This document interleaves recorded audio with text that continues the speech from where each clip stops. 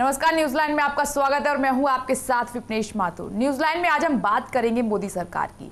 अच्छे दिन की बात करके मोदी सरकार केंद्र की सत्ता में आई। अब मोदी सरकार को 1 साल पूरा होने वाला है। ऐसे में देश की जनता प्रधानमंत्री से सवाल करे, इससे पहले ही पीएम ने अपने मंत्रियों से सवाल पूछ लिए हैं। मोदी ने अपने मंत्रियों से पूछा है कि वो किस तरह से अच्छे दिन लाने वाले हैं।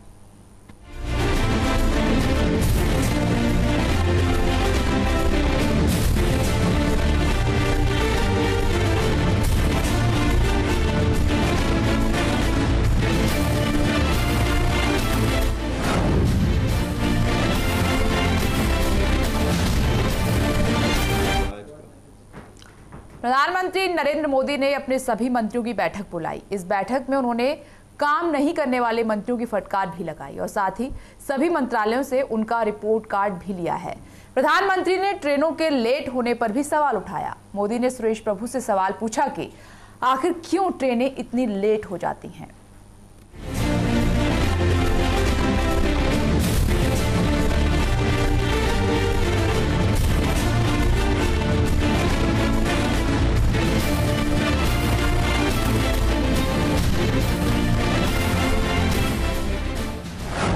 प्रधानमंत्री नरेंद्र मोदी ने लगाई मंत्रियों की क्लास। सही काम नहीं करने वाले मंत्रियों को लगाई फटकार। सभी मंत्रालयों का लिया रिपोर्ट कार्ड। ट्रेनों के लेट होने पर पूछा सवाल, क्यों लेट होती हैं ट्रेन। मोदी सरकार का 1 साल पूरा होने वाला है। ऐसे में प्रधानमंत्री ने सरकार के काम का पूरा लेखा जोखा लेना शुरू कर दिया है और इसी को लेकर मोदी ने अपने सभी मंत्रियों की अहम बैठक बुलाई। इस बैठक में मंत्रियों के काम करने के तरीके के बारे में जानकारी ली गई। साथ ही ये पता करने की कोशिश की गई कि मंत्रालय संभालने के बाद से अभी तक क्या काम किए गए हैं और उनमें से कितने काम पूरे हुए हैं। बैठक में सही तरीके से काम नहीं करने वाले मंत्रियों को प्रधानमंत्री ने फटकार भी लगाई। पीएम ने सभी मंत्रियों से उनके मंत्रालयों का रिपोर्ट कार्ड भी लिया। जिन मंत्रियों ने रिपोर्ट कार्ड नहीं सौंपा, उनकी क्लास लगाई गई। बैठक में राजनाथ सिंह, अरुण जेटली, नितिन गडकरी समेत तमाम मंत्री मौजूद थे। इस दौरान मोदी ने ट्रेनों की लेट लतीफी पर भी सवाल उठाए। मोदी ने रेल मंत्री सुरेश प्रभु से सवाल किया कि आखिर ट्रेनें इतनी लेट क्यों होती हैं। मोदी के मुताबिक प्राइम मिनिस्टर ऑफिस में देरी से चल रही ट्रेनों की शिकायतों की भरमार है। इस पर प्रधानमंत्री नरेंद्र मोदी ने नाराजगी दिखाते हुए रेल मंत्री सुरेश प्रभु से इसके बारे में जवाब मांगा है। रेलवे विभाग से जब ये पूछा गया कि इमरजेंसी के वक्त ट्रेनें कैसे टाइम से चलती थी, तो विभाग ने उस दौरान इस्तेमाल किए जाने वाले सिस्टम का अध्ययन करने के लिए पुरानी फाइलें खंगालना शुरू कर दिया है। आंकड़ों के मुताबिक पुरानी तकनीक होने पर भी इमरजेंसी के दौरान ट्रेनें 90% तक सही समय पर चलती थी। फिलहाल पीएमओ की सख्ती के बाद रेल मंत्री प्रभु खुद ट्रेनों की टाइमिंग को लेकर रोजाना समीक्षा कर रहे हैं। रेलवे ट्रैफिक डायरेक्टोरेट ने इसके लिए सिग्नल्स की खराबी, चलती ट्रेनों को बार बार रोका जाना और इलेक्ट्रिक वायरों में खराबी आदि जैसे कारणों की दुहाई दी है।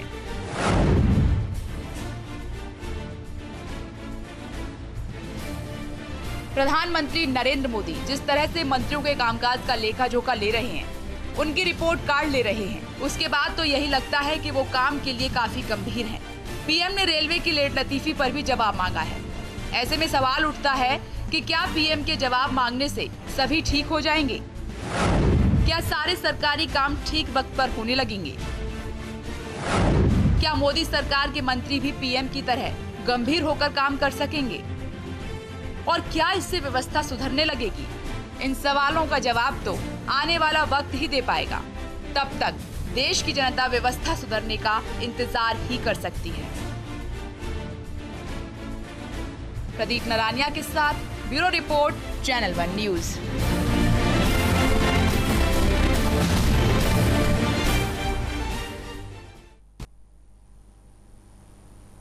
प्रधानमंत्री नरेंद्र मोदी ने अपने सभी मंत्रियों और साथियों को बुलाकर पूछा है कि काम कैसा चल रहा है। बड़ी अच्छी बात होती है कि सही समय पर काम शुरू हो जाए, रिजल्ट आने लग जाए, धरातल पर उतर जाए, तो जनता के लिए इससे बड़ा तोहफा और कुछ नहीं होता है। लेकिन ऐसा होता नहीं है। सरकार वादे कुछ और करती है, काम किसी और तरीके से होता है। इसलिए अपनी चिंता को व्यक्त करते हुए पीएम ने सभी मंत्रियों को बुलाया, बाकायदा पूछा है, रिपोर्ट कार्ड मांगा है और जिसका काम थोड़ा स्लो चल रहा है उसको फटकार भी लगाई है, समझाया है कि वक्त से आप काम करिए। और साथ ही रेल मंत्री सुरेश प्रभु से स्पेशली पूछा कि ट्रेनें क्यों लेट हो जाती हैं, तो जवाब तो था नहीं, लेकिन वक्त दिया है कि आप रिपोर्ट दीजिए, रिपोर्ट मांग ली है। तमाम सवाल बरकरार हैं और अब सवाल यह भी उठ रहा है कि क्या इस क्लास के बाद, डांट फटकार के बाद, समझाने के बाद काम तेजी से होने लगेगा, पटरी पर उतर जाएगा, विकास की गंगा बहने लगेगी। सवालों पर चर्चा करेंगे। खास मेहमान हमारे साथ लगातार मौजूद हैं। वरिष्ठ पत्रकार प्रदीप माथुर जी हमारे साथ मौजूद हैं, बीजेपी से मुकेश वाजपेयी जी हमारे साथ मौजूद हैं, कांग्रेस के नेता अनुज आत्रे जी हमारे साथ मौजूद हैं और राजनीतिक संपादक मनोज वर्मा हमारे साथ मौजूद हैं। आप सभी का बहुत बहुत स्वागत है इस खास चर्चा में। पहला सवाल और चर्चा की शुरुआत आपसे प्रदीप माथुर जी। जिस तरीके से पीएम ने तमाम मंत्रियों को बुलाया और जो समझाया है, फटकार भी लगाई है, रिपोर्ट कार्ड भी मांगे हैं, सही दिशा में चल रहे हैं पीएम? मैं समझता हूँ ये तो प्रधानमंत्री को करना चाहिए, बिल्कुल सही कदम है। प्रधानमंत्री के उनका ये काम भी है और उनको जो सही काम किया उन्होंने मंत्रियों से सबसे पूछा कैसा काम चल रहा है, क्योंकि साल भर हो गया है। मंत्री को बताना चाहिए कौन सा काम कैसे चल रहा है, जो नहीं कर पा रहे हैं उनको या तो समझाना चाहिए या उनका मंत्रालय बदलना चाहिए या फिर जो भी कुछ किया जाए। तो मैं समझता हूँ ठीक काम है, प्रधानमंत्री को करना चाहिए। मगर पहली मर्तबा नहीं हुआ है, शुरुआत से कई बार पीएम ने समझाया है बुला बुला के कि काम ठीक से करिए और जिस तरीके से और भी इनकी योजनाएं रही हैं जिसके तहत सांसदों को भी जोड़ा गया है, तब भी समझाया कि आप जल्दी से करिए, लेकिन इफेक्ट हुआ नहीं। फिर बाद में भी निराशा हाथ लगी, विपक्षी ने भी निशाना साधा, आम जनता को भी कहीं ना कहीं निराशा लगी है हाथ और इतने खुश नहीं है। देखिए, कड़वा सच ये है कि बहुमत प्राप्त करने के बाद भी बीजेपी की जो पार्लियामेंट्री पार्टी है जिसमें से मंत्री चुने जाते हैं उसके पास टैलेंट का भाव है। तमाम मंत्री ऐसे हैं जो कि अपने क्षेत्र में हो सकता है कि अपने अपने उसमें प्रचार के काम में अच्छे रहे हों, संगठन के काम में अच्छे रहे हों, लेकिन जो कार्य कुशलता है जो आज के समाज को चाहिए, जिस तरह का कैलिबर चाहिए अब नए दुनिया में, क्योंकि अब देखिए नॉलेज सोसाइटी में रहते हैं, अब सिर्फ भाषणबाजी से काम नहीं चलेगा, अब तो आपके पास सॉलिड एक टेक्निकल और साइंटिफिक नॉलेज होने की ज़रूरत है। तो इस तरह के बहुत कम लोगों में से है और जो भी कारण हो, इसलिए मोदी जी ने अपनी जो पार्लियामेंट्री पार्टी इसके बाहर से टैलेंट रखा नहीं, जैसे तमाम बार होता था बाहर से लोग आ जाते थे, तमाम लोग जैसे सब। तो अब चीज ये कि जो उनकी जो चुनिंदा एमपीज थे उनके पास वो टैलेंट नहीं है और वो उस काम के लायक नहीं है जो कि क्या करना चाहिए, जिस तरह का काम का स्तर मोदी जी चाहते हैं।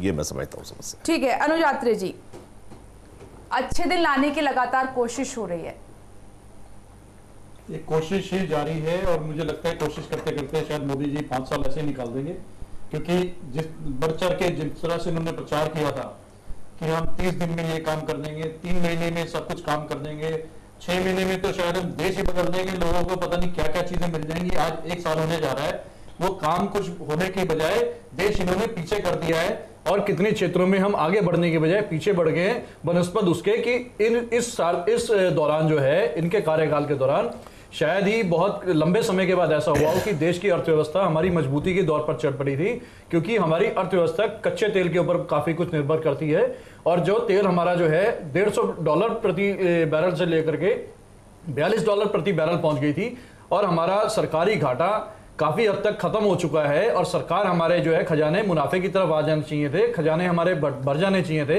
और उसका फायदा देश की जनता को मिलना चाहिए था, विकास की गति बढ़नी चाहिए थी, विकास दिखना चाहिए था और लोगों के ऊपर महंगाई की बोझ जो है ये चल रही है वो कम हो जाना चाहिए था।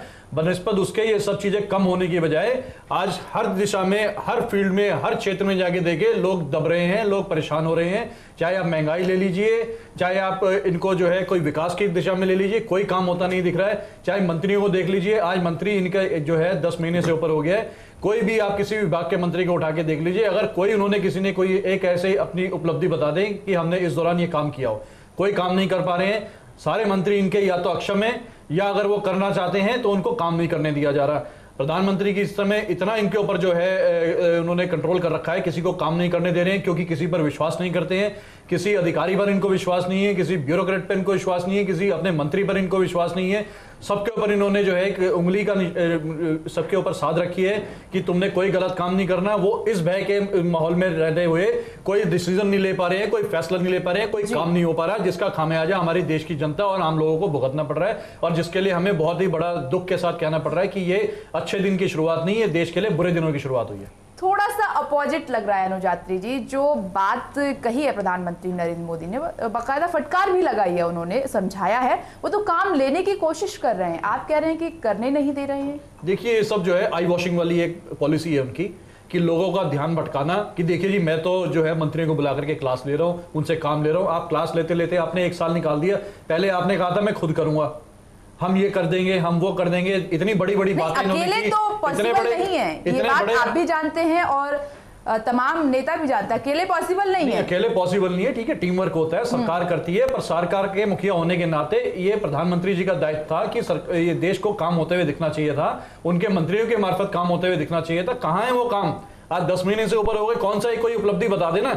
इन्होंने शुरू में उपलब्धियां ली, जो हमारी पिछली यूपीए सरकार ने जो काम कर दिए थे, फटाफट इन्होंने उसके जो है उद्घाटन करके अपने जा जाके वाहवाही बटोरी कि मंगलयान पे हमने यान भेज दिया, हमने जम्मू जो है रेलवे स्टेशन हमने कर दिया, और दुनिया भर की जितनी भी इन्होंने चीज थी इन्होंने कर दिया, हमने कर दिया। इनसे पूछा जाए कि आपका उसमें क्या योगदान था सिवाय सिर्फ बटन दबाना और उद्घाटन करने का? नहीं, आपने कहा कि कोशिश कर रहे हैं, इतने महीनों से 1 साल होने जा रहा है, लेकिन कहा जाता है अनुजात्री जी कि कोशिश करने वालों की हार नहीं होती। नहीं विपनेश जी, ये सब बातें जो है, इतना समय हमारे देश के पास नहीं है। लोग जो है इस समय आप अपने आप को जो है एक तरफ से यूरोपियन कंट्री से, एक तरफ अमेरिका से, और एक तरफ बड़े बड़े देशों से, चाइना से, आप उनसे अपने आप को उनके बराबर एक आना चाह रहे हैं। लोग हमारे को जो है ग्लोबली जो है हमारे देश तेजी की बात आप कर रहे हैं, यानी काम हो रहा है, तेजी नहीं है। नहीं काम भी नहीं हो रहा ना, काम होते हुए दिखे तो हम कहें कि काम होते हुए दिखता है। आज 10 महीने हो गए, कौन से किस दिशा में जो उन्होंने अपनी जितनी बड़ी बड़ी घोषणाएं की थी, वायदे किए थे, उनमें से बता दें किस दिशा में ये काम बढ़ रहे हैं। किसी भी दिशा में काम नहीं बढ़ रहे हैं। अगर मैं बोलना चाहूं तो अभी पूरा आपका 1 घंटा मैं अपने ही बोलने में चले जाऊंगा कि इनकी घोषणाओं पर, मैं उन बातों पे नहीं जाऊंगा। मोटी तौर पे बातें ये है कि कुछ काम होता हुआ नहीं दिख रहा है। ये सब जो आज इन्होंने मंत्रियों की क्लास ली है, सब देश को जो है जनता को गुमराह करने के लिए है कि देखिए हम लोग काम करना चाह रहे हैं, मैं काम करने के लिए बुला रहा हूं, पर काम नहीं हो रहा है। ये इनकी एक तरह से खुद ही अक्षमता अपनी जाहिर कर रहे हैं। ठीक है मुकेश जी, मैं सवाल पूछूं उससे पहले अनुज जी ने काफी सवाल खड़े कर दिए आपके लिए। मुझे तो ऐसा लग रहा था अनुज जी अपने पिछले जो 5 साल की गवर्नमेंट है उसका लेखा जोखा दे रहे हैं कि किसी मंत्री को विश्वास नहीं है, आपस में विश्वास नहीं है, पीएम की कोई नहीं सुन रहा है, काम नहीं हो रहा है। मेरे को तो ऐसा लग रहा था ये पिछले यूपीए सरकार का अपना कार्यकाल का जो है वो सारा कुछ दोहरा रहे हैं। वाजपेयी जी, एक मिनट आप मेरे बात आप बोलिए। देखिए विपनेश जी, ये कोई आज पहली बार नहीं है कि प्रधानमंत्री जी ने अपने मंत्रियों से बात करी है। आज ये सिर्फ फर्क इतना है कि आज सबको इकट्ठे बैठ के बात करिए, नहीं तो वो हर टाइम मंत्रियों से, विभिन्न मंत्रियों से आपस में बुला के और चर्चा करते रहे। आज जो बात करी है उसका मतलब ये निकलता है कि अगर देखिए किसी मंत्री के मंत्रालय में कोई दिक्कत है तो ठीक है, दूसरे भी बैठे हैं, आप बताइए क्या दिक्कत है, आप काम क्यों नहीं हो पा रहा है पूरा। अगर कहीं पे कुछ चीज़ फंसती है या कोई प्रॉब्लम फेस कर रहे हैं आप, तो बताइए, उसको तुरंत वहीं पर हल कर दिया जाएगा। जहाँ तक ये वाली बात है, अभी एक वर्ल्ड बैंक की रिपोर्ट आई है कि भारत की जो अर्थव्यवस्था है वो चीन से भी आगे बढ़ने वाली है आने वाले टाइम में। तो अनुज जी का ये कहना है कुछ काम नहीं हुआ, ऐसा ये तो बिल्कुल सरासर पहले भी जनता को गुमराह करते रहे, ये तो गुमराह करने की बात है। हमें इन बातों की चिंता भी नहीं करनी। हमारा काम करते रहे, हम लोग चुनाव के दौरान जनता को गुमराह करके और जो है इतनी सारी जो है इतना भरपूर समर्थन ले लिया और आज काम नहीं कर रहे हैं। अनुज जी हमारी पार्टी चैनल पे बैठे हुए हैं, आपका वक्त आएगा, आप और ज्यादा तेज आवाज में बोलिए। मैं आपसे भी तेज आवाज में बोल सकता हूँ, लेकिन मुद्दों पे तो अब ये चुनाव का समय नहीं चल रहा है जो आप इस समय भी हमारी पिछली सरकार के कार्यकाल के मेरे को बोलने तो दीजिए अनुज जी, मुझे अपने काम बताइए कि आपने क्या करा है और क्या मुझे बोलने तो दीजिए। अभी 10 महीने हुए हैं, आप 60 साल राज कर चुके हैं, उसके बाद कहां देश को आपने पहुंचा दिया। आप ये देखिए, आप हमारे 10 महीने की क्या आप रिपोर्ट कार्ड मांगते हैं? हम तो काम कर ही रहे हैं और आगे करते काम करने के लिए है, जनता देख रही है इस बात को। साल में आप वाजपेयी जी का कार्यकाल भी गिनते हैं और दूसरा के कार्यकाल ये कितनी बार आपको समझाया जाएगा ये बताइए। और अभी 1 साल होने जा रहा है, मोटा मोटा बोल रहा हूँ, सरकार को 1 साल होने जा रहा है, सबसे ज्यादा कार्यकाल आपकी सरकार का रहा है। है और आपकी सरकार ने देश को कहां से कहां पहुंचा दिया। आज जो काम हमें करने पड़ रहे हैं, ये हमें शर्म आती है कि आज भी वो काम करने पड़ रहे हैं, शौचालय बनाने पड़ रहे हैं, ये सब आपकी देन है। आप सुनिए, आप एक साल के कार्यकाल में ये नहीं कह सकते कि आपकी सरकार बनी है, मतलब ये नहीं तो आप दोष के आपको बहुत मुश्किल हो जाएगी जवाब देना, क्योंकि ये सारे काम आपकी नाकामी का जो हो जाए ना, ये हमें ढोना पड़ रहा है और अब से 10 महीने में उम्मीद लगाते हैं, काम हो रहे हैं, ईमानदारी से काम हो रहे हैं। एक भी मंत्री 20-20, 22-22 घंटे से कम काम नहीं कर रहा है। काम कैसे नहीं हो रहे हैं? काम हो रहे हैं। कहीं पे भी किसी भी मंत्री के ऊपर कोई आरोप लगाओ, बताइए कोई मंत्री आपके यहाँ पे कोई काम करके दिखा रहे हैं, कैसी बातें कर रहे हैं, हो रहे हैं, यही गवर्नमेंट कर रही है, मोदी जी के नेतृत्व में हो रहे हैं, सारे मंत्री कर रहे हैं। और ये जरूर ये बात सही है कि धरातल में आने में उसमें समय लगता है। कामों को इंप्लीमेंट तो शुरुआत तो हो गई है, लेकिन उसको धरातल में लाने में समय लगेगा। और इसीलिए मोदी जी ने आज मीटिंग ली है कि कहां पे कमी आ रही है, बताइए, उसको दूर करिए और मुझे रिजल्ट चाहिए, पॉजिटिव रिजल्ट चाहिए, क्योंकि मेरे को जनता को जवाब देना है। एक साल बाद वो अपना रिपोर्ट कार्ड, एक साल का ये प्रोसेस होना भी चाहिए कि बिल्कुल, ये नई तरह की राजनीति है और ये बहुत अच्छी राजनीति है देश के लिए। जिस तरीके से माथुर साहब ने भी कहा कि एक अच्छी बात है कि वो बात कर रहे हैं, जानने की कोशिश कर रहे हैं क्या काम है क्या नहीं। ये इसको जाहिर सी बात है कि पीएम के दायरे में आता है कि वो हर चीज का ध्यान रखें, काम हो रहा है नहीं हो रहा है। मनोज जी, जिस तरीके से प्रधानमंत्री नरेंद्र मोदी ने जानने की कोशिश की, एक साल होने जा रहा है, जाहिर सी बात है कि लोगों ने भी आवाज उठाई है। कई लोग ये बोलते हैं कि जी हमें जितनी उम्मीद थी उतना काम नहीं हुआ है एक साल में। देखिए, जिन परिस्थितियों में, जिन राजनीतिक परिस्थितियों में ये सरकार, मोदी सरकार केंद्र में बनी, अगर उससे पिछला 10 साल का यूपीए का रिकॉर्ड देखा जाए तो उसमें कई सवाल थे, भ्रष्टाचार के, महंगाई के और विकास से जुड़े तमाम दूसरे सवाल थे, काले धन वगैरह को लेकर। नरेंद्र मोदी ने जिस समय प्रधानमंत्री पद के उम्मीदवार के रूप में चुनाव लड़ा, जो वादे उन्होंने देश की जनता के साथ किए, जो उम्मीदें देश की जनता के सामने उन्हें रखी और जगाई उनकी उम्मीदों को, मुझे लगता है आज वो उम्मीदें ही चुनौती बन के मोदी सरकार के सामने खड़ी हैं। और जो पहला साल है, आप कह सकते हैं एक साल किसी भी सरकार के लिए बहुत अधिक नहीं होता है, लेकिन जनता इस देश की व्यवस्था से इतनी ज्यादा मुझे लगता है निराश है कि वो अब ये चाहती है तत्काल उसे परिणाम मिले। अब जनता ये सहने को तैयार नहीं है कि साहब कुछ समय दे दीजिए, कुछ वो कर दीजिए। जनता अब तत्काल उसका असर देखना चाहती है। ये बात ठीक है, प्रैक्टिकली हो सकता है कि कोई नीति आज बनी है उसमें साल 6 महीना लगता है, लेकिन इस देश की जनता ने इतनी वादा खिलाफी देखी है कि अब वो फ्रस्ट्रेट हो रही है अंदर से। और मुझे लगता है ये उम्मीदों की जो चुनौती है, यही मोदी सरकार की सबसे बड़ी परीक्षा इस 1 साल की है। लिहाजा मुझे लगता है कि 1 साल जब मई में इस सरकार का पूरा होगा, तब देश की जनता वहां से सोचना शुरू करेगी, भाई 1 साल हो गया आपको, अब आप हमें बताइए कि आपने क्या काम। मुझे ऐसा लगता है कि बंगलौर में 3 और 4 को भारतीय जनता पार्टी की राष्ट्रीय कार्यकारिणी की बैठक भी होने वाली है, उसमें भी तमाम तरह का चिंतन मंथन होगा। और इन 2 महीनों में मोदी सरकार एक ऐसा रोड मैप 1 साल के विकास कार्यों का, 1 साल की योजनाओं का लेकर सामने आएगी, ताकि जनता को ये भरोसा दिला सके कि हमने 1 साल में ये काम किया। तो मुझे लगता है कि पहला साल उम्मीदों की चुनौती का साल मोदी सरकार के लिए है। प्रदीप सर, कि जिस तरीके से देखा जाए कि सरकार वक्त मांग रही है, सब्र की बात है, जनता को सब्र नहीं है, नौजवान है खासकर उनको सब्र नहीं, उनको तुरंत चाहिए रिजल्ट कि कुछ ऐसा करके तो तुरंत दिखाओ कि उनको लाभ मिल सके, थोड़ी सी वो राहत महसूस कर सकें। लेकिन अब विडंबना ये है कि जनता को सब्र नहीं और सरकार को वक्त चाहिए, तो कैसे चलेगा काम? देखिए, ऐसा है कि एक तो बात हमें ये समझनी चाहिए कि चुनाव प्रचार में भाजपा ने तमाम ऐसी बातें कही जो कि एक चुनाव के हिसाब से तो सही हो सकती हैं, लेकिन वास्तविकता से वो परे थी।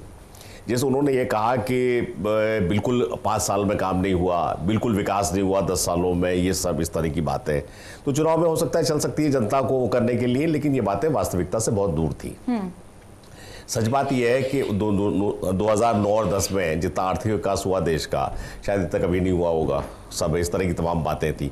अब सवाल ये कि जब आपने जो भी काम हुआ उस बीच में, और मैं समझता हूँ काफ़ी काम हुआ, जैसे दिल्ली में हम लोग सब रहते हैं, हमें पता है कि जैसी भी शीला दीक्षित की सरकार हो, काम तो काफ़ी हुआ ही हुआ है। तो जब आपने उन सब बातों को नकारा, उन सब बातों को आपने अंडरमाइन किया, तो मानी बात है आपसे अपेक्षाएं बहुत ज़्यादा बढ़ गई। कि भाई देखिए मान लीजिए उन्होंने काम किया, आपने कहा कुछ काम नहीं हुआ, तो इसका मतलब आप पता नहीं कितना काम ज्यादा कर देंगे, जैसा मनोज जी कह रहे थे, मतलब तमाम तरह की बातें आई सब तरह की। तो एक तो देखिए ये बात है, आपने लोगों की जो उम्मीदें थी या जो आकांक्षाएं थी उनको आपने एक अनरियलिस्टिकली जो अवास्तविक रूप से बहुत आगे बढ़ा दी है, एक बात तो ये है। दूसरी बात यह है कि आज हमारे बीजेपी के प्रति माने या ना माने, ये तो सही बात है कि जिस उत्साह के साथ और जिस पूरे जिसको वो कहते हैं आपके जज्बे के साथ बीजेपी सरकार शुरू हुई थी उतनी आज नहीं है। मतलब इसका कारण ये कि उन्होंने तमाम अपने को ऐसे मुद्दों में उलझा लिया जिनका कि विकास से कोई मतलब नहीं था, इनका निर्माण से कोई मतलब नहीं था और बेकार की बातें हो गई, जैसे मेक इन इंडिया, जनधन योजना, सफाई अभियान, सांसद ग्राम योजना। अच्छा, उसके बाद ये है कि जो बीजेपी के जो सहायक संगठन थे उन्होंने घर वापसी जैसे मुद्दे हो गए हैं, गीता को राष्ट्रीय किताब बनाया जाए, है ना, 4 बच्चे पैदा किए जाएं, इस तरह की तमाम बेवकूफ़ी की बातों में इन्होंने अपना वक्त ज़ाया किया, मतलब, और उससे पूरा जो है आपका जो है फोकस जो है डेवलपमेंट से हटता चला गया, उसमें आप उलझते चले गए। तमाम आकांक्षाएं बहुत ज़्यादा आपने बढ़ा ली, सब है इतना ज़्यादा ये है कि अखिल भारतीय पार्टी बनने के लिए भी आप इतनी ज़्यादा आतुर हो गए, सब है। तो कहने का मतलब ये सब है। अच्छा, एक बात ये भी है देखिए कि जो भाजपा की जो तमाम जो काम करने का तरीका है, उसमें जो भी कहा जाए, इनका उत्साह कहा जाए, जोश कहा जाए, उसमें आप देखिए कि भाषण ज़्यादा होता है, कॉन्टेंट कम होता है। अब जैसे आपने कहा स्वच्छ भारत अभियान, मतलब सुनने में बड़ा अच्छा लगता है, लेकिन आप ये बताइए क्या स्वच्छ भारत अभियान जो है ऐसा हो सकता है इसमें कि आप जो स्वच्छता के स्वच्छ कर्मचारी हैं उनके बारे में बात ना करो, अभियान के बारे में बात कर ले, मतलब सिर्फ झाड़ू लगाना थोड़ी स्वच्छ भारत से हो सकता है। मतलब उसमें आपको जो बेसिक समस्या तक जाना चाहिए, आपको पता लगाना चाहिए कि देश में मैला ढोने वाले क्या लोग हैं, उनको कैसे आपको राहत देनी, क्योंकि स्वच्छता का काम तो उन्हीं को करना है। आप तो दिखाने के लिए 1-2 दिन झाड़ू लगा देंगे करोड़ रुपए इसके आसपास ही, उससे थोड़ी स्वच्छता आएगी। जो स्वच्छता के कर्मचारी है उनकी क्या वो है, किसी को नहीं मालूम कि हर साल जो है सीवर में गैस के कारण जो है घुसने पे जो बेचारे हमारे जो गंदा काम करने वाले मजदूर हैं, कम से कम नहीं तो 100-200 मौतें इस पे होती होंगी। मतलब ये आप उसके लिए क्या कर रहे हैं, उनको किस तरह का प्रोटेक्शन दे रहे हैं, उनके लिए क्या कर रहे हैं। तो कहने का मतलब ये कि मूल मुद्दों पे ना जाकर के, जो वास्तविकता के मुद्दे उन पे ना जाकर के आप जो है क्या करना चाहिए, भाषण और इंप्रेस करने के मुद्दों पे ज्यादा रहते हैं। मतलब इसी तरह मेक इन इंडिया की बात है, आपको जब तक बिजली की समस्या वो नहीं होता और सब काम नहीं होते, ये सब नहीं होता, मेक इंडिया की बात हो रही है। मेक इंडिया जब भारत की पूंजी बाहर जा रही है तो टाटा बिरला अपना पैसा बाहर लगा रहे हैं, आपको विदेशी पूंजी की बात। तो कहने का मतलब ये कि इन्होंने जो है सॉलिड जो मुद्दे होते हैं, जो कि वास्तविकता से जुड़े मुद्दे होते हैं, उन पर ना कर करके इंप्रेस करने के लिए या भाषण के मुद्दों पे ज्यादा जोर दिया। आवश्यकता इस बात की है कि जो वास्तविकता पे आप आइए और ये वाली सब बातें जो इंप्रेस करने वाली, जो कि मीडिया को या आम जनता को जो है कि इंप्रेस करती है, उनको ना करके सॉलिड काम किया जाए। मुकेश जी, वास्तविकता से आप दूर जा रहे हैं और इंप्रेस करने की ज्यादा कोशिश कर रहे हैं। नहीं, देखिए 2 बातें निकल के आई हैं। एक तो चुनौती, देखिए मोदी जी ने अपने चुनाव के भाषणों में भी और हमेशा ये कहा कि मैं हर चीज़ को एक चुनौती के रूप में लेता हूँ, और इस देश में जितनी भी समस्याएं हैं ये हमारी पार्टी के लिए, हमारे नेता के लिए, मोदी जी के लिए, प्राइम मिनिस्टर के लिए एक चुनौती के तौर पे ही हैं और इनको चुनौती के तौर पे लेके ही सॉल्व किया जा सकता है। देखिए छोटी छोटी बातें, जैसी अब एक शौचालय बनाने की, जैसे हमारे बड़े साथी ने बताया कि जी स्वच्छ इंडिया। देखिए मोदी जी कोई ये थोड़ी कह रहे हैं कि झाड़ू हर रोज जाके एक उन्होंने एक जागरूकता पैदा करी है, पूरे देश में एक अभियान चलाया जिससे लोग जागरूक हुए हैं। आज आप यकीन मानिए छोटे छोटे बच्चे तक भी अगर कोई कहीं कूड़ा फेंकता है तो अपने माँ बाप को रोक देते हैं कि नहीं मम्मी यहाँ पे गंदगी मत फैलाइए। ये एक जागरूकता का प्रतीक है। इसी तरह बड़े बड़े जिन लोगों को कभी इन्होंने सोचा ही नहीं था कि सफाई में भी कुछ हम सहयोग कर सकते हैं, चाहे वो फिल्म के लोग हों, चाहे वो क्रिकेट के लोग हों, चाहे वो बड़े बड़े उद्योगपति हों, वो भी सामने आए, उन्होंने भी इस अभियान में शुरुआत करी। इसी तरह से और भी मुद्दे हैं। देखिए देश में एक नई जो आशा की किरण जगी थी। ठीक है, नहीं एक बेसिक सवाल सर ने उठाया कि सफाई अभियान की जो आपकी योजना है ठीक है, होना भी चाहिए कि देश को सफाई और साफ करना भी जरूरी है ताकि खुले में अच्छे से सांस ले सके, ताकि बीमारियां ना फैले, बहुत जरूरी है। लेकिन सफाई कर्मचारियों की जो बात सर ने उठाई कि उनकी जो समस्या है, क्या सबसे पहले उनका निदान नहीं होना चाहिए था? देखिए बिल्कुल, वो भी तो साथ साथ चल रहा है ना। अभी जनधन योजना कहने से नहीं होता है मुकेश जी, कहने से अगर हो जाए तो फिर बात क्या? विपनेश जी मैं जवाब दे रहा हूं। नहीं, कहने और करने में जमीन आसमान का फर्क है। मैं बिल्कुल, आप सुनेंगे तो आप देखिए जनधन योजना गरीबों के लिए, वो गरीब वर्ग में ही आते हैं। उसके बाद 12 रुपए में साल में जो बीमा वो उस आज तक अछूते थे बेचारे, कोई बीमारी हो जाए कुछ हो जाए वो उसमें उनको शामिल किया गया। इस तरह की योजनाएं आई हैं और आगे भी आएंगी जिसमें कि उन लोगों का भला ही होना है। दूसरी बात, एक और बात ये रही कि हमारा विकास करने का जो थोड़ा सा जिसको कह सकते हैं कि कहीं पे चैलेंज ज़्यादा आ गया, जैसे अभी एक कानून अटका हुआ है भूमि अधिग्रहण का, वो अननेसेसरी राजनीति के उसमें सारे कुछ पता बिल्कुल नहीं है कि क्या है क्या नहीं है, क्या अच्छाई है क्या बुराई है, बात सुनने को तैयार नहीं। देखिए, जब आप विपक्ष में थे तो आपको अधिकार था, आपने अपनी बात उठाई सरकार के काम को लेकर, तो आप किसी के राइट को लेकर इस तरीके से नहीं हुए। हर किसी का अपना मत हो सकता है, बिल्कुल मैं राइट, हर किसी का अपना मत हो सकता है, हर बात पे चर्चा भी होनी जरूरी होती है। जब इन्होंने ये लेकर आए थे तो हम लोगों ने साथ दिया था, उस कानून को बनाने में हम लोगों ने साथ दिया, लेकिन जब व्यवहारिक देखा और उसमें देखा कि कुछ कमियां हैं जिससे कि हमारे को देश को आगे ले जाने में दिक्कत आगे आएंगी, और इनके राज्यों के मुख्यमंत्रियों ने भी ये आशंका जाहिर करी, तो उसके बाद उसमें थोड़ा सा कुछ अमेंडमेंट करेंगे, उसमें चर्चा हो सकती है। मूलभूत समस्याओं की बात करें जिससे जनता जूझ रही है, क्या मोदी सरकार उनका निदान करने के लिए तत्पर है? क्या प्राथमिकता में वो दिखाई दे रहा है या नहीं? सब आ रहे हैं सर, एक छोटे से ब्रेक के लिए रुक रहे हैं, सवाल बरकरार हैं क्योंकि क्लास ली है, रिपोर्ट कार्ड मांगा गया है। क्या ऐसे अच्छे दिन आ जाएंगे कि क्या काम अब तेजी से होने लगेगा? ये सवाल यहां पर खड़ा हो रहा है। एक छोटा सा ब्रेक, फौरन लौटते हैं।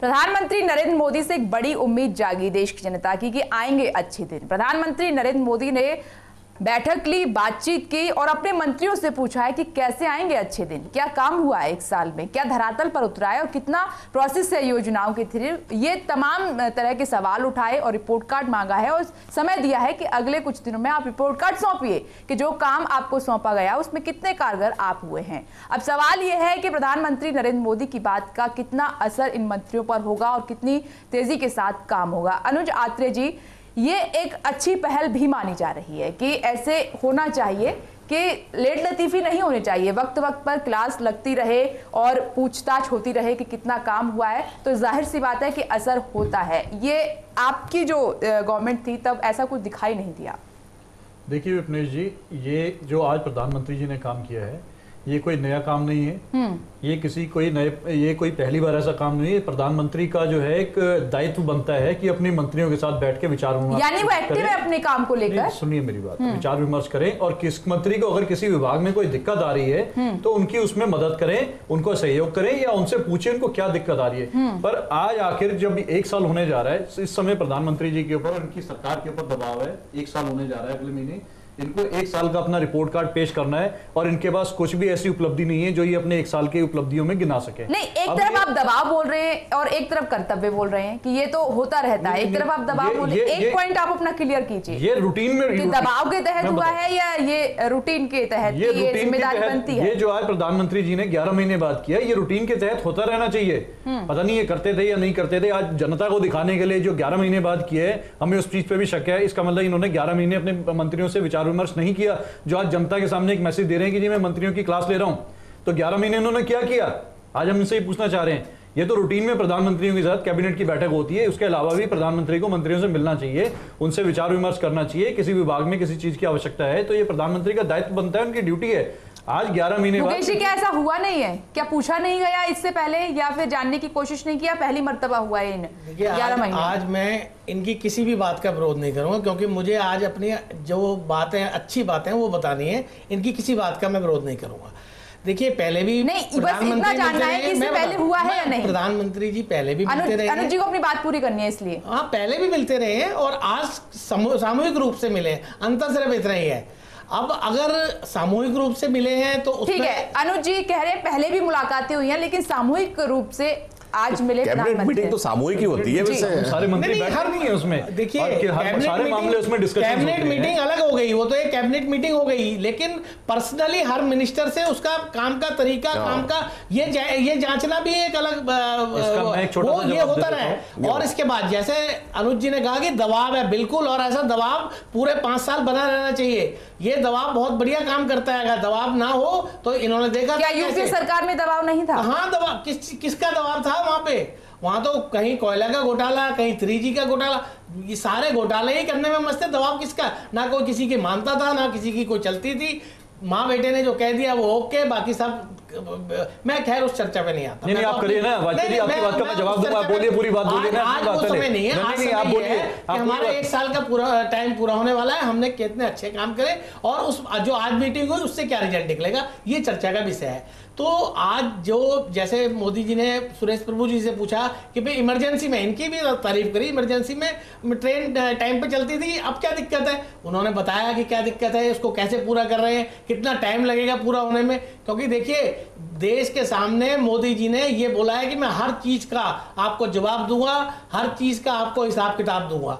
तो 1 साल आने को है, हमारी पार्टी अपना 1 साल के पूरा जो भी काम करे हैं और जहां जहां जो काम हो रहे हैं उसका पूरा लेखा जोखा। चलिए ठीक है, अनुज आत्रे जी, इनका ये कहना है कि आपकी गवर्नमेंट में तो ऐसा होता ही नहीं था, एटलीस्ट इनकी शुरुआत तो हुई है, कम से कम पूछताछ तो कर रहे हैं। अगर ऐसा होता तो शायद आपके कार्यकाल में भी काम बहुत तेजी से हुआ होता, शायद आपने बहुत ज्यादा ढील दे दी अपने मंत्रियों को उस समय।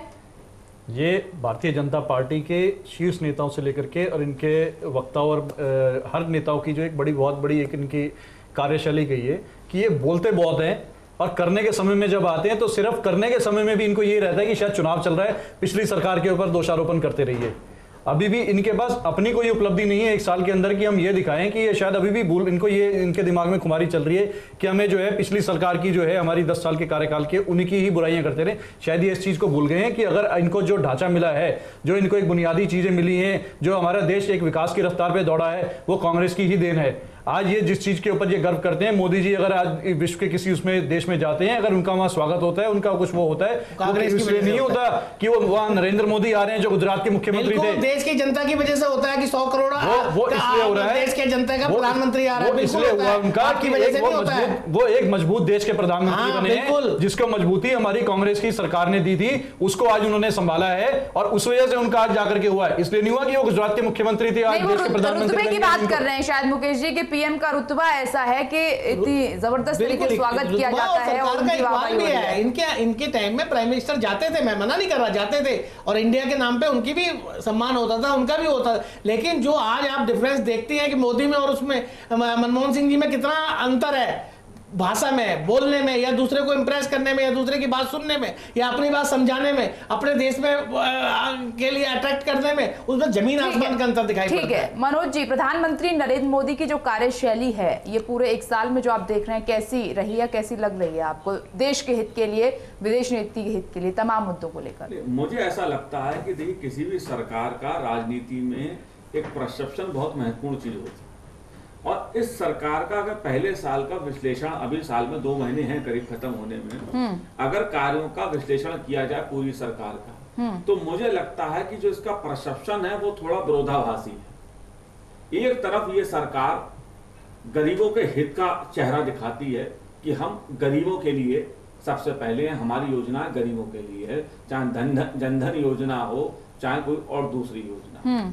लेकिन परसेप्शन जो बन रहा है वो क्यों बन रहा है ये मैं नहीं बता सकता, उसका काउंटर राजनीतिक रूप में राजनीतिक दल को ही करना होता है। लेकिन परसेप्शन ऐसा बना कि ये सरकार प्रो कॉर्पोरेट है, ये कंट्राडिक्टरी अपने में है कि एक सरकार जो गरीबों का होने का दावा करती है, वो सरकार का जो बड़े पूंजीपति घराने हैं उनकी हित चिंता क्यों दिखती है फिर? इसी प्रकार एक तरफ वैचारिक स्तर पर राष्ट्रवाद की बात करती है, प्रखरता की बात करती है, लेकिन वही सरकार जब उसका मुखिया पीडीपी के शपथ ग्रहण समारोह में खड़ा होता है तब सवाल उठता है। तो मैं इसलिए कह रहा हूं जो परसेप्शन बन रहा है सरकार का वो वैचारिक स्तर पर और कार्यों के स्तर पर एक विरोधाभासी बन रहा है, और जब कोई विरोधाभासी चीज बनती है तो उसका परिणाम अच्छा नहीं होता। अभी मुझे उम्मीद है कि 2-3 महीने हैं, शायद ये सरकार अपनी कोई नीति स्पष्ट करेगी वरना विपक्ष तो परसेप्शन बिगाड़ेगा ही। जी बोलिए।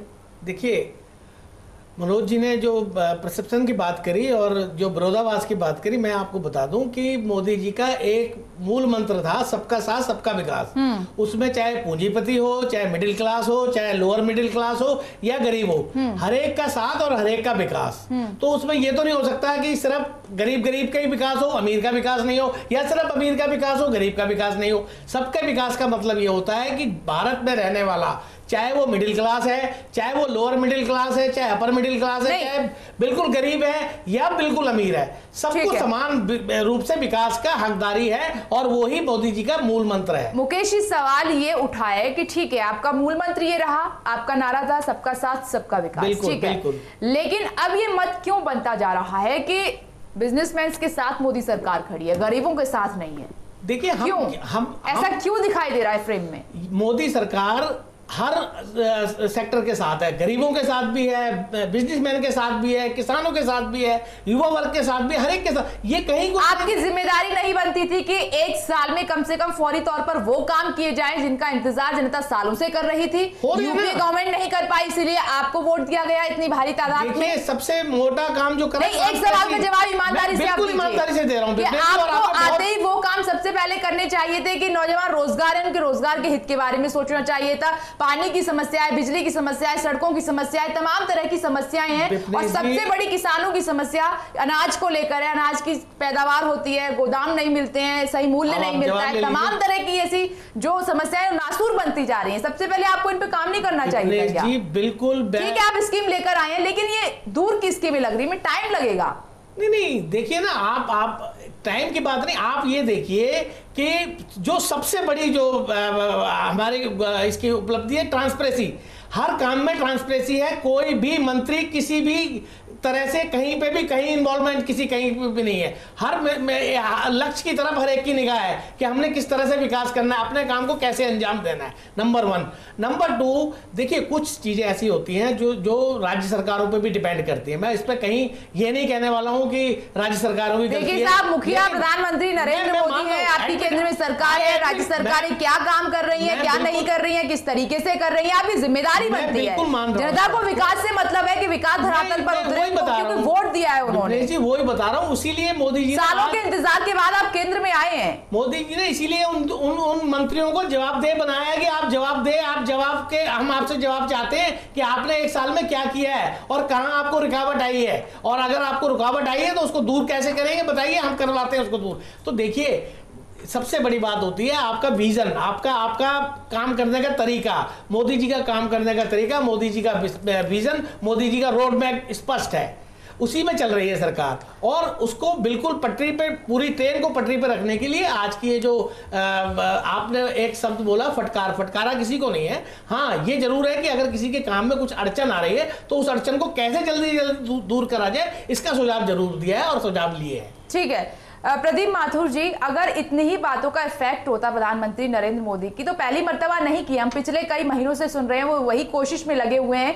कि मंत्रियों को समझा रहे हैं, बुझा रहे हैं कि कैसे काम में तेजी आए, लेकिन रफ्तार धीमी है। बातों का इतना ही इफेक्ट होता, उनके ऑर्डर का इतना ही इफेक्ट होता, तो जाहिर सी बात है कि सांसद और तमाम जो मंत्री हैं एक्टिव नजर आते काम को लेकर। ये लेट लतीफी क्यों, इतना लचीलापन आखिर क्यों?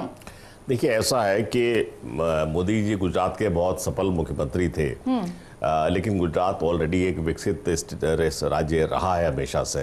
वहाँ पर एक डेवलपमेंट की क्लाइमेट रही है, इंडस्ट्रियल उसकी क्लाइमेट रही है। पूरा भारत जो है गुजरात नहीं है। मुझे लगता है मोदी जी को शायद ये आशा थी कि भारत को गुजरात की तरह से प्रशासित किया जा सकता है और आगे बढ़ा जा सकता है। तो मैं समझता हूँ कि बेसिकली वो उन्हें गुजरात के मुख्यमंत्री की मानसिकता से शायद अभी वो निकले नहीं है, उनको ये लग रहा है। देखिए, जहाँ तक सवाल है विकास का और ये सब है, मैं समझता हूँ ये बात तो बड़ी अजीब सी है। मैंने पहली बार सुनी कि विकास जो है वो सबका हो रहा है, गरीब का भी हो रहा है, अमीर का भी हो रहा है, ये सब हो रहा है। ऐसे नहीं होता। देखिए, अगर आपको विकास करना है सच्चे मानों में, तो आपको जो ट्रांसफर ऑफ एसेट्स और रिसोर्सेज है वो प्रिविलेज क्लास से लेकर के अंडर प्रिविलेज को देने होते हैं। मतलब ऐसा नहीं हो सकता कि सब हो, क्योंकि आफ्टर ऑल जिसको हम लोग नेशनल के कहते हैं वो तो छोटी सी होती है, उसमें हिस्सेदारी कैसे होती है, मतलब ये सब है।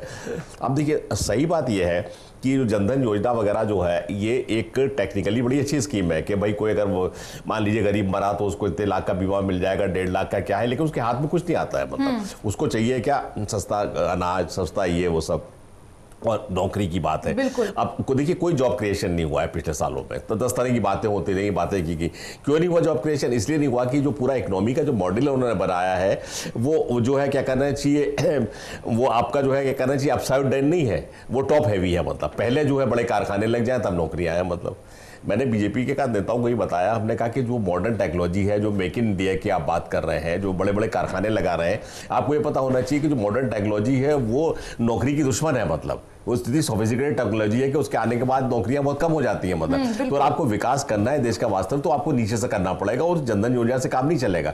आपको उसके लिए जो है क्या करना चाहिए, स्ट्रिक्ट मेजर्स करने पड़ेंगे, जैसे पिछली सरकार ने किए, जिसमें कि आप लोगों को सब्सिडी दें, सब चीजें ट्रांसफर करें, सब कुछ करें। मतलब लेकिन चीजों के दाम बढ़ रहे हैं। मतलब अब आपने देखा कि जो किसानों को जो उत्पाद का जो इन्होंने जितना कहा था सरकार ने, उसका उन्होंने आधा भी नहीं दिया उनको, मतलब जो प्राइसेस में हुआ था। तो सवाल ये है कि जब तक आप ट्रांसफर रिसोर्सेज नहीं करेंगे, एक गरीब आदमी हक में नहीं करेंगे, तब तक बातों से थोड़ी किसी का पेट भरने वाला है। मतलब तो मेरा अच्छा, दूसरी जो हैवी इंडस्ट्री का मॉडल है उससे जॉब्स क्रिएट नहीं होंगे। वो आपको करना है तो आपको जो है कॉटेज, आपको स्मॉल स्केल इंडस्ट्री डेवलप करनी पड़ेगी, सब कुछ करना पड़ेगा। इसके तमाम प्लान है गवर्नमेंट के पास। मैं अभी ये कॉन्फ्रेंस में था जहां मैंने इस तरह के प्लान, उस पर कोई काम नहीं हो रहा है, बड़ा भारी। मतलब ये आप जो बड़े बड़े बातें कर रहे हैं, बड़ा बड़ा जो है, तो ये टॉप हैवी, जिससे काम नहीं चलने वाला है। मतलब आपको कॉन्क्रीट वो करनी पड़ेगी, पॉलिसीज लानी पड़ेगी, वो भाषण से काम नहीं चलेगा, उसको लेकर के आपको बिल्कुल कॉन्क्रीट काम करना पड़ेगा, तब ये देश की समस्याएं दूर होंगी। ठीक है, आ रहे हैं आपके पास मुकेश जी। अनुज आत्रे जी, आपको क्या क्या शिकायतें हैं सरकार से? देखिए, हम यहाँ कोई इनसे शिकायत करने या शिकवे करने के लिए हमारी को शिकायतें और शिकवे हैं, तभी तो आवाजें बुलंद विपक्ष की ओर से हो रही है। शिकायत नहीं होती, अगर आप एग्री होते तो फिर तो कुछ बात ही नहीं थी, क्यों आपको सड़कों पर उतरना पड़ता? क्यों? हमारी पार्टी का मूल मंत्र ये है कि हम मतलब कमी क्या नजर आ रही है कि आप थे तब ये चीजें अच्छे से हो रही थी, आज मोदी सरकार है तो ठीक से नहीं हो रही है? हमें कमी बताते हैं इनकी बात का। देखिए, आज हमने देश की जनता से चुनाव के समय में बड़े बड़े झूठे वायदे नहीं किए, हमने लोगों को झूठे सपने नहीं दिखाए, हमने लोगों को ये नहीं कहा कि तुम्हारे खाते में 15-15 लाख रुपए आ जाएंगे। हमने इनको पब्लिक को कभी भी, ये हमारी कितनी बार सरकार हमारी गई आई कभी भी, पर हमारी पार्टी ने कभी भी झूठे सपने नहीं दिखाए, झूठे वायदे ऐसे नहीं किए जो इस 1 साल के 1.5 साल के दौरान पूरे देश में और दिल्ली की जनता ने, जो हालांकि उसका मुद्दा नहीं है पर फिर भी मैं उस बात को ऐड करना पड़ता है। हालांकि जिम्मेदारी तो आपकी बनती थी कि काला धन देश में वापस आ जाए, जिम्मेदारी तो आपकी भी बनती थी। ठीक है, जिम्मेदारी बनती थी, पर जो चीज हमने वास्तविकता के आधार पर ही कभी भी किया, हमने ऐसी कभी भी बातें नहीं की जनता के सामने कि जो पूरी नहीं हो सकती, जो जिस चीज को हम नहीं ला सकते, तो हमने ऐसे झूठे सपने नहीं दिखाए कभी भी जनता को। अगर वो आ सकते थे, हमने उसी दिशा में उतना ही काम किया, उतना ही बोला हमने। अगर हम विकास हम कर सकते हैं तो हमने जो विकास कर सकते हैं, विकास के एजेंडा पे ही बात की। आपको याद होगा हमारी पिछली सरकार के कार्यकाल में पूरे विश्व में रिसेशन का माहौल था, कितने ही देश जो है दिवालिया बन के कगार पे खड़े हो गए थे। अमेरिका जैसी सुपर पावर जो देश था, इकोनॉमी के हिसाब से भी, हर हिसाब से भी, उनके 185 बैंक दिवालिया हो गए थे, जो एक रिकॉर्ड है। उस माहौल में भी हमारे देश के प्रधानमंत्री और हमारी कांग्रेस की सरकार ने देश की एक अर्थव्यवस्था संभाल के रखी। हमारे यहाँ एक भी बैंक डिफॉल्टर नहीं होने पाया, हमारे यहाँ एक भी कंपनी दिवालियापन पे नहीं आई, और हमारे देश की अर्थव्यवस्था मजबूती से उन्होंने संभाल के रखी, एक भी बिल्कुल रिसेशन का दौर नहीं आया। और आज ये हालात है, भ्रष्टाचार आपके कार्यकाल में बढ़ा, महंगाई आपके कार्यकाल में बढ़ी, हाहाकार आपके कार्यकाल में हुआ, तभी आपकी जो सरकार है सत्ता से बाहर है, हर राज्य से बाहर होती जा रही है। ये राज्य से बाहर इसलिए काला धन आपके ही कार्यकाल में सबसे ज्यादा गया होगा, जाहिर सी बात है। ऐसा कुछ नहीं है। आप रिकॉर्ड्स की बात कीजिए ना, किसके कार्यकाल में क्या, कांग्रेस ही पूरे 60 साल से लेकर के आज तक 47 से लेकर आज तक राज करते आई है। सबसे ज्यादा तो आपने ही किया है, सबसे ज्यादा अगर रिकॉर्ड निकाल के देखा जाए तो सबसे ज्यादा तो आप ही। अगर हमारी सरकार पिछले 10 साल रही है तो उससे पिछले 10 साल हम सत्ता से बाहर रहे थे। आप इन पिछले 20 साल को हटा करके देखिए, ऐसा नहीं है कि कंटिन्यूसली 60 साल में कांग्रेस की सरकार चलती आई है, बीच में दूसरी पार्टी की सरकार नहीं आई है, या इन्होंने बीच में काम नहीं किया। भारतीय जनता पार्टी को 6 साल 7 साल मिले थे काम करने के लिए। काला धन किसके कार्यकाल में गया, किसके कार्यकाल में नहीं गया, ये सब कैसे आप दावे कर सकते हैं? यूपी सरकार ने कंट्रोल करने की कितनी कोशिश की, जो आज यूपी सरकार काले धन को लेकर सवाल उठा रही है, मुद्दा बनाने की कोशिश कर रही है। इसको हम मुद्दा नहीं बनाने की कोशिश कर रहे हैं, जो इन्होंने मुद्दा बनाया इसको कंट्रोल करने की कोशिश की कि ये धन बाहर ना जाए। ये मुद्दा नहीं, इनके लिए तो ये मुद्दा ही नहीं है। सुनिए मेरी बात वाजपेयी जी, आप उनको बोलने दीजिए, आप बोल लीजिए। हमने इनकी ही बात का जो है जनता की जो तरफ से इनसे जवाब मांग रहे हैं कि आपने इतनी बढ़ चढ़ करके लोगों को वायदे किए, इतनी लोगों को ऐसे ऐसे आश्वासन दिए कि तुम्हारे खाते में पैसे आ जाएंगे। प्रधानमंत्री जी जो आज हमारे हैं, उन्होंने अपने भाषणों में बोला था, देश के गृह मंत्री जो उस समय भारतीय जनता पार्टी के अध्यक्ष थे, उन्होंने तो 3 महीने का समय दे दिया था कि 3 महीने में सारा धन आ जाएगा। ठीक है, ये बात, इसके अलावा और जो वादा किया है मोदी सरकार ने, उस पर काम नहीं हो रहा है।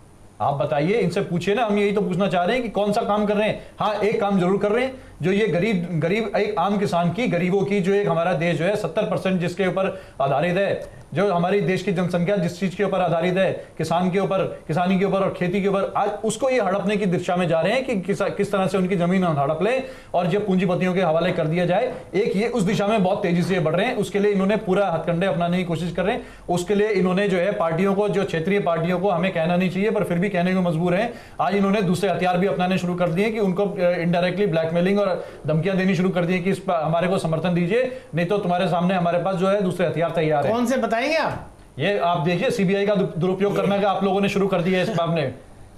सीबीआई का आप ये इसीलिए आप बोल रहे हैं क्योंकि आप लोग ये कर चुके हैं। हम लोग नहीं कर चुके हैं, हम लोग नहीं कर चुके हैं, हम लोगों ने कभी नहीं किया। मैंने आपको पहले कहा था, आज मैं कोई भी विरोधी वाली बात करूंगा नहीं, इनका जो मर्जी बोलते रहे। जनता को एक आशा, इनकी गवर्नमेंट से तो आशा नाम की चीज ही नहीं थी। वो तो कहती थी अब ये तो कुछ हो ही नहीं सकता, इस देश का कुछ नहीं हो सकता, ये नेता लोग कुछ नहीं कर सकते। ये जनता को नहीं था, ये आपके नेताओं के द्वारा दुष्प्रचार किया गया था, लोगों को ऐसा बरगला दिया गया था कि पता नहीं क्या आएगा, मैं मोदी की आशा के अनुरूप हो रहे हैं। नहीं मुकेश जी, एक सवाल, आपकी जिम्मेदारी बनती है कि महंगाई को आप कंट्रोल में करके रखें, लेकिन शायद कल से सर्विस टैक्स बढ़ने जा रहा है, माल ढुलाई का भाड़ा, ये भाड़ा भी बढ़ रहा है उसका, तो ये सब असर पड़ेगा। ये आपसे उम्मीद है कि महंगाई कंट्रोल में रहेगी। आम जरूर रोजमर्रा की जरूरत की चीजें, किस चीज में महंगाई कम हुई है? 11 महीने में 10 महीने में एक चीज के पूरे 5 साल के और 11 महीने का आप रिकॉर्ड देख लीजिए, महंगाई अपनी जगह पे कम हुई है और नहीं तो अपनी जगह पे कंट्रोल हुई है। कुछ चीजों की कंट्रोल नहीं हुई मुकेश जी, आप जाइए बाजार में जाके देखिए ना। कल का बहस का टाइम रख लीजिए, मैं ले आता हूँ, आपका विचार ले आता हूँ। महंगाई और भ्रष्टाचार ऐसे मुद्दे हैं बिल्कुल आंकड़ों के हिसाब से कल इस बात पे बहस रख लीजिए, मैं आपके आंकड़े ले आता हूँ, आपके 10 साल के और अपने 5 साल 11 महीने के, जिस चीज के दाम जो है विश्व स्तर पे दाम घटे गए, आज ही न्यूज में आ रहा है कि पीएनजी सीएनजी दोनों गैसों और एलपीजी के दाम कम हो गए। कितने दाम कम कर रहे हैं आप?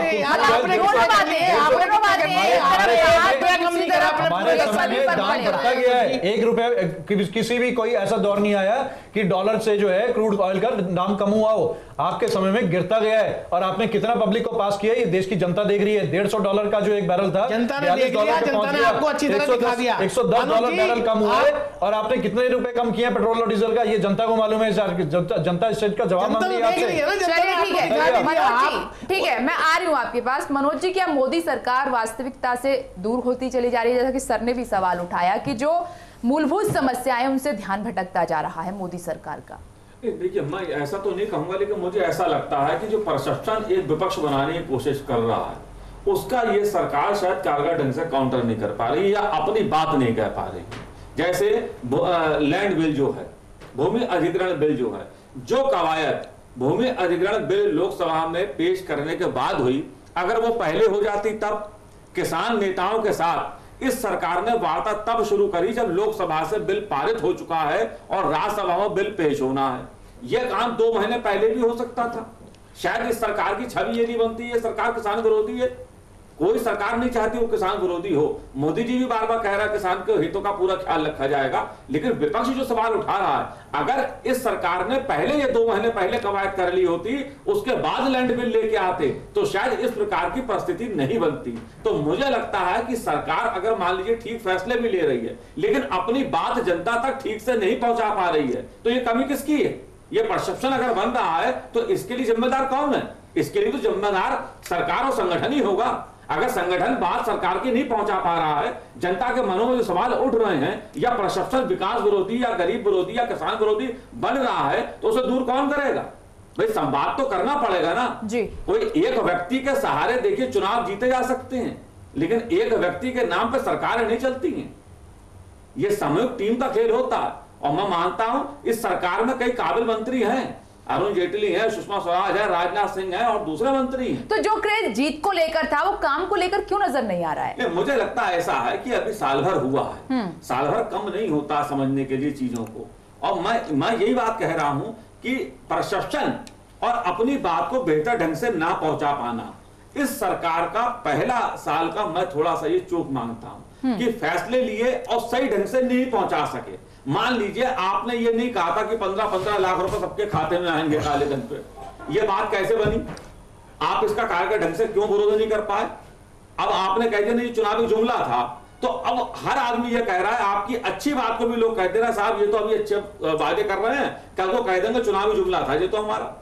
तो नारों और जुमलों से बात नहीं बनती, बात जब आप फैसले करते हैं, काम करते हैं, तो उसका एक परसेप्शन अच्छा बनना चाहिए और जनता के बीच जो सवाल है उसका निदान होना चाहिए। ठीक है, बेहद कम शब्दों में आखिरी कमेंट प्रदीप सर से।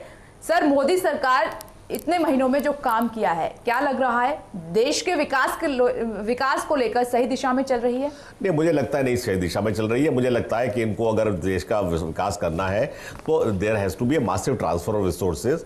जो देश के जो प्रिविलेज क्लासेस हैं और जो सब है उनसे लेकर के जो आम गरीब लोग हैं उनके हक में जो है क्या करना चाहिए, हम लोगों को बड़ा सॉलिड इन्वेस्टमेंट करना पड़ेगा, तब ये बात बनेगी। ये सिर्फ भाषण और नारे से बात नहीं बनने वाली है। चलिए ठीक है, एक लाइन में आखिरी कमेंट। देखिए, बिल्कुल मैं दोनों महानुभावों का बहुत सम्मान करता हूं और इनका कहना बिल्कुल जायज है। हम अपना भी आकलन कर रहे हैं कि हमने एक साल में कहां हमारी कमी रही है, हम अपना भी आकलन कर रहे हैं। हमारी सरकार ने आज जो बैठक करी है वो अपने आकलन के लिए भी है, तो इसमें कहीं वो नहीं है, आशावादी होना चाहिए। चलिए ठीक है, आकलन करना अच्छी बात है और कमियां हैं वो जितनी जल्दी दूर हो जाए तो और भी अच्छी बात है, जनता के लिए अच्छी खबर हो सकती है। विकास का काम थोड़ा और रफ्तार से हो, जनता तो यही चाहती है और कुछ उम्मीद लगाए नहीं बैठी है जनता सरकार से। आप सभी का बहुत बहुत शुक्रिया चर्चा में शामिल होने के लिए और आप देखते रहिए चैनल 1 न्यूज़।